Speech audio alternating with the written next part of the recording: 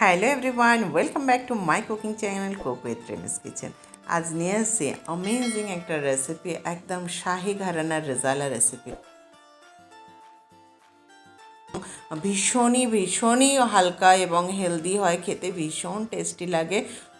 রুটি, পরোটা যে কোনো সাদা রুটি, নান সঙ্গে দারুণ কম্বিনেশনের একটা রেসিপি দেখাতে চলেছি আজকে। তো আমার চ্যানেলে যদি নতুন ভিউয়ার্স হন তাহলে এক্ষুনি একটা লাইক করে দিন, আর কমেন্ট করে জানাতে ভুলবেন না কেমন হলো। অবশ্যই পুরো রেসিপির সাথে থাকুন, অনেক টিপস অ্যান্ড ট্রিক্স আছে এবং একদম সহজভাবে দেখাবো, যেটা বিগনার্সের জন্যও খুব ইজি একটা রেসিপি। আমি এখানে চিকেনটাকে ধুয়ে পরিষ্কার করে রেখেছিলাম। তার মধ্যে এখানে আমি 100 গ্রাম মতো দই দিয়ে দিলাম। আমি এখানে চিকেনটা বেশি নিইনি, মানে আধা কিলোর থেকেও বোধহয় একটু কম আছে। আর আমি এখানে আদা রসুন পেস্ট দিয়ে দিয়েছি 1 চামচ। আর আমি এখানে পেঁয়াজ যেটা আমি গ্রেট করে নিয়ে দিয়েছি, এটা আপনারা পেস্ট করেও দিতে পারেন। একটা বড় সাইজের পেঁয়াজ এখানে দিয়ে দিলাম, আর আন্দাজ মতো লবণ দিয়েছি। আর আমি দিয়ে দিলাম 1 চামচ এখানে জিরা পাউডার, আর দিয়ে দিলাম 1 চামচ ধনিয়া পাউডার। আর কিচ্ছু দেবো না, দিয়ে আমি খুব ভালোভাবে ম্যারিনেট করে এটা 6 থেকে 7 ঘন্টা রেখে দেব। যত বেশি ম্যারিনেশনটা রাখবেন তত কিন্তু চিকেনটা জুসি হবে, না হলে রেজালা বানানোর পরে চিকেন অনেক সময় দেখবেন না হার্ড হয়, চিবাতে হয় আর কি খাওয়ার টাইমে, কিন্তু অ্যাকচুয়াল রেজালা যেটা সেটাতে কিন্তু অত চিবানোর প্রয়োজন হবে না, একদমই সফট জুসি একটা চিকেন হবে।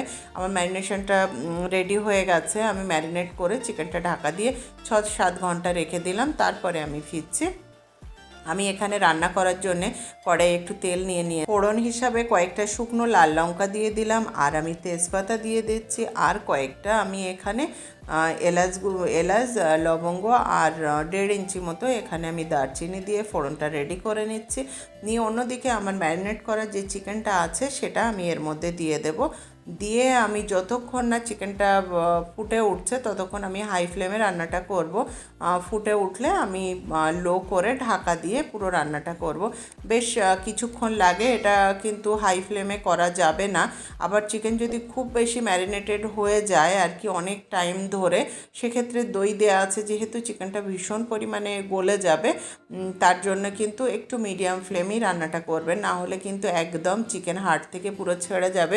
সেটা দেখতেও ভীষণ বাজে লাগে, খেতেও অবশ্যই একদমই ভালো লাগবে না। টেস্ট তো একই হবে, লুকের উপর যাই আমরা অনেক সময়, তো সেটাই আর কি। আমি ম্যারিনেট করা ছিল যে বাটিতে, সেটাকে ধুয়ে একটু জল দিয়ে দিলাম, দিয়ে আমি হাই ফ্লেমে একটু ফুটিয়ে নিচ্ছি। এবার আমি ফ্লেমটাকে লো করে দিয়েছিলাম। তারপর কিছুক্ষণ বাদে আমি ফিরে এসেছি। দেখুন আমার চিকেনটা মোটামুটি হয়ে গেছে, আর আমি দেখাচ্ছি মানে মোটামুটি একটা মানে গলে গেছে আর কি, সেটাই দেখাবো। 80% তো অবশ্যই গলে যায়, কারণ এতক্ষণ ম্যারিনেট করার ফলে কিন্তু খুব টাইম সাপেক্ষ নয় রান্নাটা। আমি একটু কষিয়ে নিচ্ছি, কারণ গ্রেভিটা এই প্রসেসটা অবশ্যই করবেন, তাতে গ্রেভিটা ভীষণ স্মুথ হয়। আর অবশ্যই চিকেনটা একটা গোল্ডেন কালার, দারুণ রেজালার যে কালার সেটা কিন্তু আসবে এই সময়ে, না হলে কিন্তু আমরা কাঁচা পেঁয়াজ সব কিছু কাঁচা দিয়েই কিন্তু ম্যারিনেট করা ছিল। যদি একটু ভালোভাবে না কষাবেন তাহলে কিন্তু দারুণ একটা গোল্ডেন কালার আসবে না। আমার কষানো প্রায় হয়ে গেছে। আমি একটুখানি দুধ দিয়ে আমি গ্রেভিটাকে আরও একটু স্মুথ করে নিচ্ছি। আমার প্রসেস অবলম্বন করে অবশ্যই বানাবেন, কেমন হলো আমাকে জানাবেন, অবশ্যই বানাবেন। মুগ্ধ করার মতো একটা শাহি ঘরানার এটা রেসিপি, অবশ্যই বানাবেন। ভীষণ ভালো একটা সুন্দর দারুণ খেতে একটা রেসিপি। খুব বেশি রিচ হয় না এবং খুব বেশি মশলাপাতির প্রয়োজন ঠিক হয় না। ঘরে থাকা ইনগ্রেডিয়েন্টস দিয়ে এটা বানানো যায় আর কি, এবং যে কোনো সময় শীত, গ্রীষ্ম, বর্ষা এই ধরনের একটা রেসিপি ভীষণ একটা বন্ধু রেসিপি হয়ে ওঠে। গ্রেভিটা একদম স্মুথ হয়ে গেছে। তারপরে আমি এখানে কিছুটা পরিমাণে দুধ আর একটু জল দিয়ে দিচ্ছি। আপনারা চাইলে পুরো জল দিয়ে রান্নাটা করতে পারেন, তবে অবশ্যই আমার যেটা বলার, অবশ্যই একটু দুধের ওপরেই রান্নাটা করবেন, তাহলে কিন্তু গ্রেভিটা ভীষণ টেস্টি হয়। কারণ এর গ্রেভিটা একটু পাতলা হয় তো খেতে ভীষণ ভালো লাগে। অবশ্যই একটু দুধ দেওয়ার চেষ্টা করবেন। আমি দুধ আর জল একটু দিয়ে দিলাম, দিয়ে ফুটে উঠলে আমি এটাকে কভার করে রান্নাটা করব। এবার কিন্তু ফুল কভার করা যাবে না, তাহলে যেহেতু দুধ আছে, দই আছে দেবো, সেক্ষেত্রে কিন্তু সব ঢাকনাতে লেগে যাবে, তো খুব মুশকিল হয়, ওভারফ্লো হয়ে যায়। আমি এখানে এখন দিয়ে দিলাম কাজু পোস্ত আর চার মগজ একসঙ্গে বেটে রেখেছিলাম, সেটা আমি এখানে দিয়ে দিয়েছি।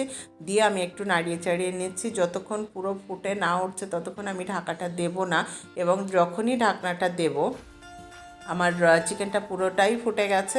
এবার আমি ঢাকনাটা দিয়ে দিচ্ছি। খেয়াল করুন আমি কিন্তু একটু খালি রাখছি, নাহলে কিন্তু ওভারফ্লো হবে এবং পুরো মশলাগুলো এসে ঢাকনার মধ্যে আটকে যাবে। তো সেক্ষেত্রে রান্নাটা খুব বাজে রকমের একটা হয়ে যায়। আমি কিছুক্ষণ বাদে ফিরে এসেছি। এবার কিন্তু রেজালাটা আমার অলমোস্ট রেডি হয়ে গেছে।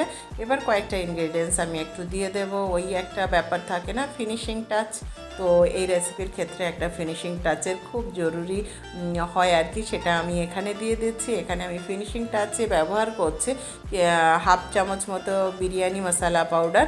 আপনারা চাইলে গরম মশলাটাও দিতে পারেন, তবে যেহেতু শাহি ঘরানার একটা শাহি ডিশ, সেহেতু একটা শাহি গন্ধ তো অবশ্যই দরকার। আমি এখানে হাফ চামচ বিরিয়ানি মশলা পাউডার দিয়ে দিলাম, না থাকলে অবশ্যই গরম মশলা ব্যবহার করবেন। আর এক চামচ এখানে ঘি দিয়ে দিচ্ছি, আর আমি কয়েক ড্রপ এখানে কেওড়া জল ব্যবহার করছি। বেশি দিলে কিন্তু তেতো হয়ে যায়। কয়েক ড্রপ দেখুন দিয়ে দিলাম। এতে কি হয়, দারুণ একটা ভিনি ভিনি রেওয়াজি একটা শাহি ঘরানার একটা খুশবু অবশ্যই আসে। তো অবশ্যই চেষ্টা করবেন 2-4 ড্রপ কেওড়া ওয়াটারটাও দিতে। ভীষণ সুন্দর একটা রেসিপি দেখালাম। কেমন লাগলো অবশ্যই জানাবেন, আমার সাথে থাকবেন, এনকারেজ করবেন। ভালো ভালো রেসিপি নিয়ে হাজির হব। Thank you for watching.